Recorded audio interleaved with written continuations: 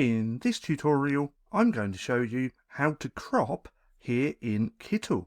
Now, it doesn't matter what you want to crop, it's going to be exactly the same. Now, I have this image just here, and what I want to do is crop this little purple cow.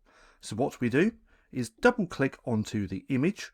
We can then drag in the sides to wherever we want, just like this. And then if we click Done, which is up the top just here, it's then going to crop that image just like that. Now, what you can also do, let's just go back a few like this. What we can also do is click onto the image, come to the three dots, and then we can come to crop just here. And then it's going to be the same process, just like this. We can also right click on the image and come to crop that way as well.